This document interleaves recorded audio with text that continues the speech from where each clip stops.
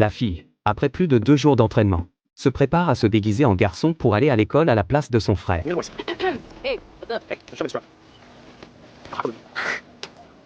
Vite, Xiaowei arrive au dortoir et salue ses camarades de chambre. Pour paraître plus masculine, elle commence même à apprendre à se raser. Si Xiaowei doit aller à l'école pour son frère, c'est parce que l'équipe féminine de football de son école a été dissoute de force. Elle en parle au coach, mais celui-ci lui répond que les filles sont moins bonnes que les garçons, et qu'elles ne peuvent pas gagner. Xiaowei voulait aussi que son petit ami, capitaine de l'équipe masculine, dise un mot pour elle.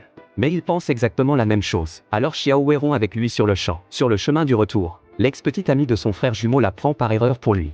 God, you and your brother look scary alike from the back. I think it's your total lack of curves. L'ex lui demande de dire à son frère de la rappeler vite. Okay, does he have your number? 1-800-BIATCH?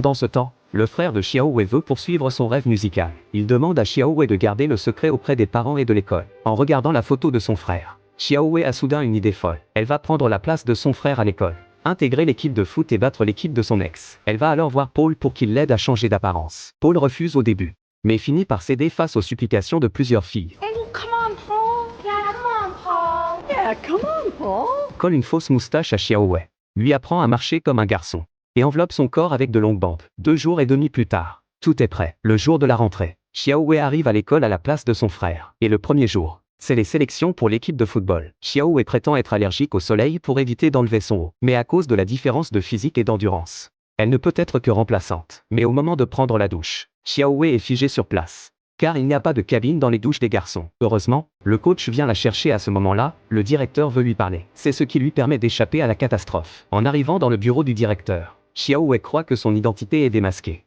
Mais le directeur voulait simplement souhaiter la bienvenue au nouvel élève. En sortant, elle bouscule accidentellement la fille la plus populaire de la classe. Xiaowei se précipite pour ramasser ses livres, tout en complimentant ses chaussures. Ce geste attire immédiatement l'attention de la reine du lycée. Xiaowei veut vite partir, mais la fille la trouve spéciale, différente des garçons qui ne cherchent qu'à lui plaire.